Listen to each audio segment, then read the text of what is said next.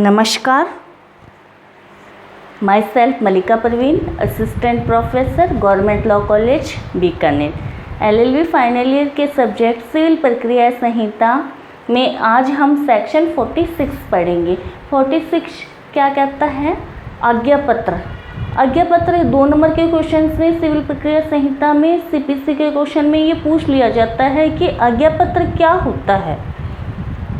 Simple सी language में हम समझें तो आज्ञा पत्र ये है कि जैसे बीकानेर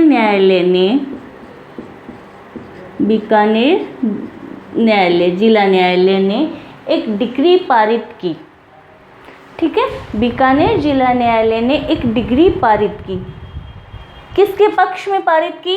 ए के पक्ष में। ए क्या है? डिग्री दार है, डिग्री होल्डर है, ठीक है। संपत्ति जिसको कुर्क करना है, जिसको अटैचमेंट करना है, वो क्या कहाँ पर है? जयपुर है, ठीक है। जयपुर में स्थित है वो संपत्ति। तो बीकानेर जिला न्यायालय को आवेदन करेगा कि आपने जो डिक्री पारित की है, कुर्क करने की जो डिक्री पारित की है कि जयपुर में जो संपत्ति है उसकी कुर्की की जानी चाहिए। बी के विरुद्ध डिग्री पारित की है बीकानेर जिला न्यायालय ने कि बी की ऐसी संपत्ति जो जयपुर में स्थित है उसको कुर्क किया जाना चाहिए। तो हमने सेक्शन 38 में पढ़ा कि डिग्री का एग्जीक्यूशन कौन सा न्यायालय कर सकता है? या तो डिग्री पारित करने वाला न्यायालय, या जिसको डिग्री एग्जीक्यूशन करने के लिए अंतरित कर दी जाती है वो एग्जीक्यूशन करवा सकता है। तो यहाँ पर क्या है? बीकानेर जिला न्यायालय ने डिग्री पारित कर दी कि बी की ऐसी संपत्ति जो कि जयपुर में स्थित है उसको कुर्क किया जाना चाहिए। तो अब एग्जीक्यूशन कौन सा न्यायालय करवा सकता है? बीकानेर न्यायालय जिला न्यायालय करवा सकता है। लेकिन ए डिग्रीदार है, ये आवेदन कर देता है, यानी डिग्रीदार के आवेदन पे, या अन्यथा डिग्री पारित करने वाला न्यायालय जो कुर्की की संपत्ति की कुर्की की डिग्री है उसको अन्य सक्षम न्यायालय को संपत्ति कुर्क करने का आदेश दे सकता है, या उस जो डिग्री आई थी संपत्ति की कुर्की का उसे स्वयं एग्जीक्यूशन नहीं करता है बीकानेर जिला न्यायालय, बल्कि अन्य सक्षम न्यायालय को वो डिग्री ही एग्जीक्यूशन करने के लिए सौंप देता है। यानी अन्य सक्षम न्यायालय को बीकानेर न्यायालय ने पारित की, लेकिन संपत्ति कहाँ है? जयपुर में। अब वो जयपुर के ही किसी सक्षम कॉम्पिटेंट कोर्ट को कुर्क करने के लिए, वो डिग्री एग्जीक्यूशन करने के लिए वो डिग्री सौंप देता है। तो ये होता है कि एक न्यायालय के द्वारा दूसरे न्यायालय को एक आदेश है कि आप इस डिग्री में जो संपत्ति कुर्क करनी है आप कुर्क करो, है ना। आज्ञा पत्र क्या है? एक आज्ञा पत्र, आज्ञा मतलब ऑर्डर दे रहा है। एक डिग्री पारित करने वाला न्यायालय अन्य सक्षम न्यायालय को संपत्ति की कुर्की करने का एक ऑर्डर आदेश दे रहा है, वो उसको कुर्क डिग्री ही सुपुर्द कर रहा है कि आप इस संपत्ति की कुर्की करो, वो डिग्री का एग्जीक्यूशन करो। वो डिग्री एग्जीक्यूशन के लिए अन्य सक्षम न्यायालय को भेज देता है, ठीक है। तो यहाँ पे समझ आया आज्ञा पत्र क्या है? एक न्यायालय यानी डिग्री पारित करने वाला न्यायालय डिग्रीदार के आवेदन पे संपत्ति की कुर्की करने का ऑर्डर अन्य सक्षम न्यायालय को देता है कि आप निर्णीत श्रेणी की संपत्ति को कुर्क करो। ऐसा आज्ञा पत्र क्यों दिया जाता है? ताकि निर्णीत श्रेणी की संपत्ति को निर्णित ऋणी वैनित ना कर सके, डिग्रीदार को आसानी हो कि वो जल्दी से जल्दी निर्णित ऋणी की संपत्ति को कुर्क करवा ले, ताकि निर्णित ऋणी डिग्री के एग्जीक्यूशन में कोई बाधा, कोई विलंब उपस्थित ना कर सके। इसलिए आज्ञा पत्र जारी करने का आवेदन कौन करता है? डिग्रीदार करता है कि निर्णित ऋणी की संपत्ति अन्य न्यायालय के क्षेत्राधिकार में है, तो वो अन्य न्यायालय जो सक्षम न्यायालय है उसको संपत्ति की कुर्की करने का आदेश करवाता है। डिग्रीदार डिग्री पारित करने वाले न्यायालय से आदेश पारित करवाता है। ठीक है, तो जिससे कुर्क करने जिस न्यायालय को आज्ञा पत्र भेजा गया है वो न्यायालय संपत्ति की कुर्की ऐसे कराएगा कि मानो उसी न्यायालय ने ही कुर्की की डिग्री जारी की हो। ठीक है, एक इसमें थर्ड पॉइंट इसमें इम्पोर्टेंट है कि आज्ञा पत्र के आदेश के अधीन अगर कोई संपत्ति कुर्क की जाती है तो उसका अधिकतम टाइम पीरियड है 2 महीने। 2 महीने से ज़्यादा वो कुर्की चालू नहीं रह सकती। यानी यहाँ पे क्या डिग्री के एग्जीक्यूशन में कुर्की नहीं हुई है, बल्कि क्या है, कुर्की की डिग्री पारित कर दी और अन्य न्यायालय को भेजा है। तो आज्ञा पत्र के अधीन अगर कोई न्यायालय कुर्की करता है तो वो कितनी रहती है? 2 माह तक कुर्की रहती है। ऐसी अधिकतम टाइम पीरियड है, 2 माह अधिकतम टाइम पीरियड है। ठीक है, 2 माह तक ही रहती है। लेकिन इन 2 महीने को कब बढ़ाया जा सकता है? 2 महीने तक रहती है, इसको पहले भी खंडित किया जा सकता है। कैसे किया जा सकता है? फर्स्ट तो डिग्री पारित करने वाले न्यायालय ने ही डिग्री पारित करने वाले न्यायालय ने कह दिया कुर्की की अवधि बढ़ाओ। करने वाले न्यायालय ने कह दिया कि कुर्की की अवधि बढ़ा दी जाए। ठीक है, तो बढ़ा दी जाएगी। सेकंड पॉइंट आता है कि कुर्की जिस न्यायालय ने आज्ञा पत्र के अधीन संपत्ति की कुर्की की है, डिग्री का एग्जीक्यूशन होने से पहले ही वो डिग्री पारित करने वाले न्यायालय को वो डिग्री लौटा दे। या थर्ड, जिस डिग्रीदार ने कुर्की करने के लिए न्यायालय में आवेदन किया वो अब निर्णित ऋणी की संपत्ति को विक्रय करवाना चाहता है, विक्रय करवाने का आवेदन लगा दिया है, तो वहाँ पर 2 महीने से की जो समय अवधि है वो बढ़ जाएगी।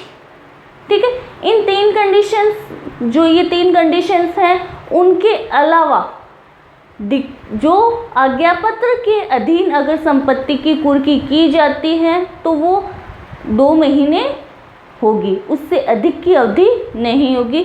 तो आज्ञा पत्र में लगभग क्वेश्चन यही पूछा जाता है कि आज्ञा पत्र के अधीन अगर संपत्ति की कुर्की की जाती है तो उसका अधिकतम टाइम पीरियड कितना है? तो वो आज्ञा पत्र के अधीन अगर संपत्ति कुर्की किए जाते हैं तो वो 2 महीने ही होगी, 2 महीने से अधिक चालू नहीं रहेगी। ठीक है, नेक्स्ट आता है सेक्शन 47 ये कह रहा है कि जो न्यायालय 47 ये कह रहा है वे प्रश्न डिग्री का निष्पादन करने वाले न्यायालय कि वो कौन से प्रश्न हैं जिनका अवधारण यानी जिनका निश्चय डिग्री का एग्जीक्यूशन, डिग्री का निष्पादन करने वाले न्यायालय कर सकते हैं। यानी वे कौन से क्वेश्चंस हैं जिनका अवधारण या जिन पर डिसीजन निष्पादन, डिग्री का निष्पादन या डिग्री का एग्जीक्यूशन करने वाला न्यायालय कर सकता है। और किन से संबंधित होना चाहिए? तो फर्स्ट आंसर आता है वाद के पक्षकारों या उनके विधिक प्रतिनिधियों से संबंधित हैं। तो उन प्रश्नों का अवधारण कौन कर सकता है? डिग्री का एग्जीक्यूशन करवाने वाला न्यायालय कर सकता है। या तो क्या है, वाद के पक्षकारों से संबंधित है, मान लो किसी वाद में 10 वादी हैं, उनसे संबंधित कोई प्रश्न है, या किसी वाद में 2 वादी और 2 प्रतिवादी हैं, उनसे संबंधित कोई क्वेश्चंस हैं, या वाद के पक्षकारों और उनके प्रतिनिधियों से संबंधित कोई क्वेश्चंस हैं, तो इन प्रश्नों का निपटारा कौन करेगा? डिग्री का एग्जीक्यूशन करने वाला न्यायालय ही इसका निपटारा कर सकता है। इसके साथ में ही जो ये तो पक्षकार हो गए, वो कौन कौन से प्रश्नों का निपटारा करेंगे? जो डिग्री, सेकंड आंसर आता है इसका, डिग्री के निष्पादन से संबंधित, निष्पादन एग्जीक्यूशन से संबंधित, उन्मोचन से संबंधित डिग्री के, और तुष्टि से संबंधित अगर कोई क्वेश्चन आता है तो उसका निपटारा कौन करेगा? डिग्री का एग्जीक्यूशन करने वाला न्यायालय ही करेगा। उसके लिए पक्षकारों को या उनके प्रतिनिधियों को डिग्री के निष्पादन, उन्मोचन और तुष्टि से संबंधित कोई भी क्वेश्चन उत्पन्न होता है तो उसका निपटारा डिग्री का निष्पादन करने वाला न्यायालय ही करेगा। उनको अलग से वाद लाने की अनुमति नहीं दी जाएगी।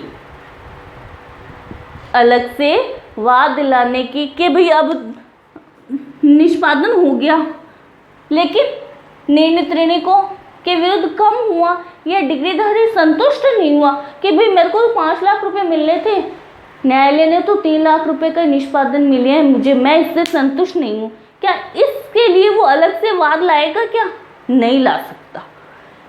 इस प्रश्न का निपटारा कौन करेगा?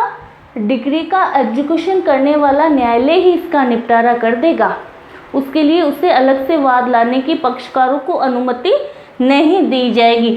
सेक्शन 47 किसका विस्तार करता है? सेक्शन 11 का ही 11 का ही विस्तार करता है। कैसे कि सेक्शन 11 भी यही कह रहा है, रेस जुडिकेटा, एक वाद के लिए दोबारा वाद नहीं ला सकते। वैसे ही सेक्शन 47 क्या है कि अगर वाद में डिग्री आ गई, उसका एग्जीक्यूशन हो रहा है, तो उसके लिए उसका निपटारा एग्जीक्यूशन करने वाला न्यायालय कर देगा। उसके लिए उन्हें अलग से वाद लाने की अनुमति नहीं दी जाएगी। और किससे संबंधित होनी चाहिए? वाद के पक्षकार, यानी जिनका नाम वाद के अभिलेखों पर है वो वाद के पक्षकार। और विधिक प्रतिनिधियों से मतलब ये है कि अगर पक्षकार की डेथ हो जाती है तो उसके विधिक प्रतिनिधि को वाद में पक्षकार बनाया जाता है। वही प्रतिनिधि यहाँ पर पक्ष, उन्हीं से संबंधित कोई प्रश्न है उनका निपटारा करेगा।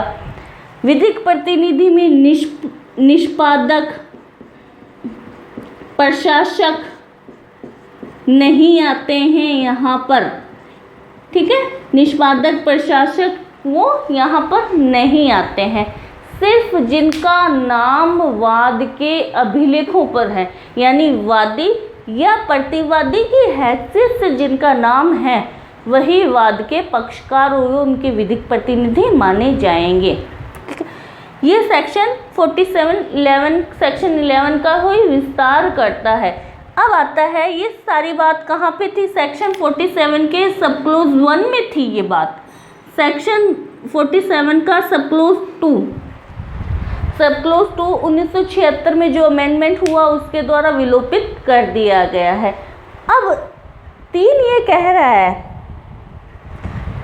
सब क्लोज 3 ये कह रहा है कि मान लो क्वेश्चन ये आ जाए कि ए व्यक्ति वाद का पक्षकार है या नहीं है। तो डिग्री आ गई। डिग्री आने के बाद में ये क्वेश्चन उत्पन्न होता है कि अमुक व्यक्ति यानी कोई अन्य व्यक्ति या कोई व्यक्ति वाद का पक्षकार है या नहीं है। अब इस प्रश्न का निपटारा भी कौन करेगा? डिग्री का एग्जीक्यूशन करने वाला न्यायालय ही करेगा। ऐसा नहीं है कि प्रथम वार वाले न्यायालय जिसने डिग्री पारित की है उसके पास जाएंगे कि भाई आप निपटारा करो कि ये वाद का पक्षकार है या नहीं है। ऐसा नहीं है। जो डिग्री का एग्जीक्यूशन कर रहा है वो न्यायालय ही ये डिसाइड करेगा कि अमुक व्यक्ति वाद का पक्षकार माना जाएगा या नहीं माना जाएगा। ठीक है। नेक्स्ट इसमें आता है, इसमें 2 स्पष्टीकरण दिए हुए हैं जिसमें ये बताया गया है कि कौन सा व्यक्ति वाद का पक्षकार माना जाएगा, कौन कौन व्यक्ति वाद के पक्षकार माने जाएंगे।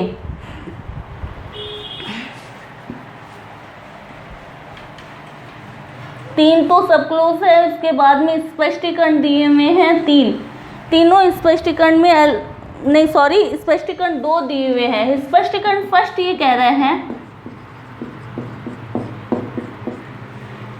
कि ऐसा वादी जिसका वाद खारिज हो चुका है, कि ऐसा वादी जिसका वाद खारिज हो चुका है वो भी क्या है? वाद का पक्षकार। वादी जिसका वाद खारिज हो चुका है वो भी वाद का पक्षकार माना जाएगा। ऐसा प्रतिवादी डिफेंडेड जिसके विरुद्ध वाद खारिज हो चुका है वो भी वाद का पक्षकार माना जाएगा। क्या कहा?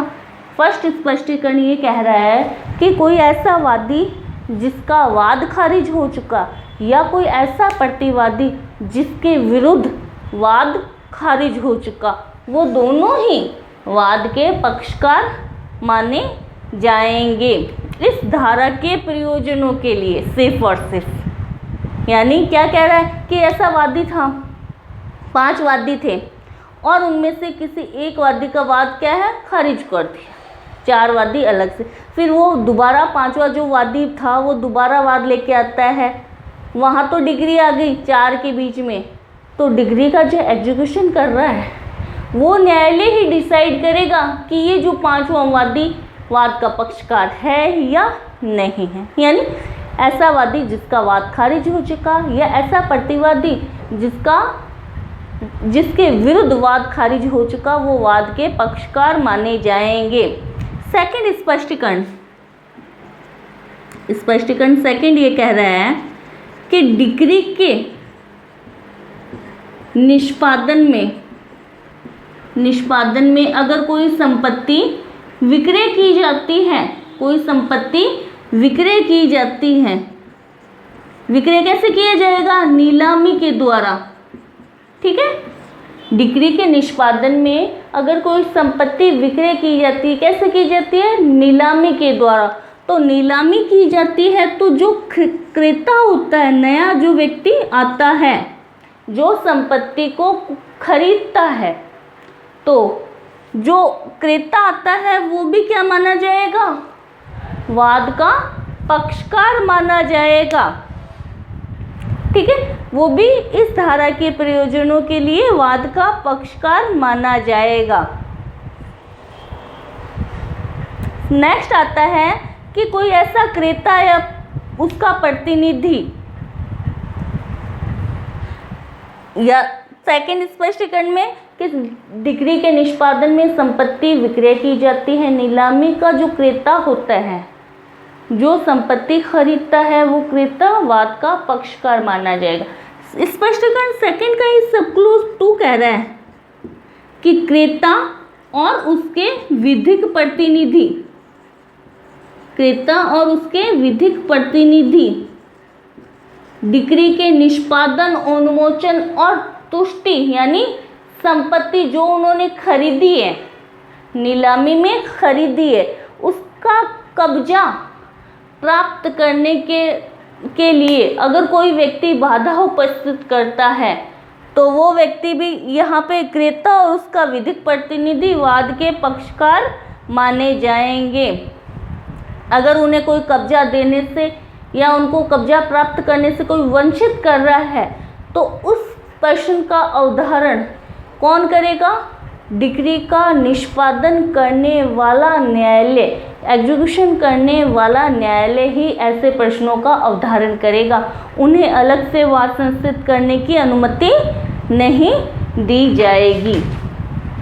तो ये था सेक्शन 47। 47 के बाद में आता है, एक पढ़ते हैं 49, सेक्शन 49। 49 ये कह रहा है कि अंतरिति, डिग्री का अंतरिति, अंतरिति मतलब ये यहाँ पे हेडिंग सिर्फ अंतरिति लिखा हुआ है, इसको समझते कैसे हैं? जैसे ए के पक्ष में कोई डिग्री आई, ए क्या है? डिग्री दार है, ए के पक्ष में डिग्री दार है। बी हो गया निर्णित ऋणी, बी हो गया निर्णित ऋणी। अब ए क्या है? डिग्री का एग्जीक्यूशन करवाने से पहले ए ने क्या है, उस डिग्री जो ए के फेवर में आई उसको सी व्यक्ति को अंतरित कर दिया, सी व्यक्ति को अंतरित कर दिया। तो क्या सी क्या हो गया? अंतरित हो गया, ट्रांसफर ही हो गया। ठीक है, ए के जो अधिकार थे वो सी में गए, तो सी में अधिकार गए, अधिकार के साथ में कर्तव्य भी अंतरित हुई, यानी सी उस डिग्री को उन साम्य के अधीन रहते हुए धारण करेगा जो निर्णित ऋणी यानी बी जो ए के विरुद्ध प्रवर्तित करवा सकता था, जो बी के ए निर्णित ऋणी के मूल डिग्रीदार के विरुद्ध जो अधिकार प्रवर्तित करवा सकता था निर्णित ऋणी, वो उन सब को सी के विरुद्ध भी प्रवर्तित करवा सकता है। यानी क्या कह रहा है ये कि ए के फेवर में कोई डिग्री आई, ए ने उस डिग्री को आगे ट्रांसफ़र कर दिया सी को। कहाँ पे कैसे ट्रांसफ़र करेगा? ट्रांसफ़र ऑफ प्रॉपर्टी एक्ट, संपत्ति अंतरण अधिनियम के सेक्शन 132 के तहत ए क्या करता है? अपनी डिग्री को सी को ट्रांसफ़र कर देता है। सी के पास अधिकार तो आ गए कि मैं डिग्री का एग्जीक्यूशन करवा सकता हूँ, लेकिन अधिकार के साथ में कुछ कर्तव्य भी गए हैं। कर्तव्य क्या होंगे? वो बी के प्रति होंगे, यानी बी के अधिकार थे ए के विरुद्ध, वो सारे अधिकार अब किसको मिलेंगे? बी को सी के विरुद्ध मिलेंगे। यानी बी जो मूल डिग्रीदार के विरुद्ध प्रवर्तित करा सकता था या जो अधिकार मूल डिग्रीदार के विरुद्ध बी को प्राप्त थे, वो सारे के सारे अधिकार अब वो अंतरिति के विरुद्ध भी प्रवर्तित करवा सकता है। तो ये था सेक्शन 49 तक पढ़ा हमने, आगे हम नेक्स्ट पढ़ेंगे। Thank you so much.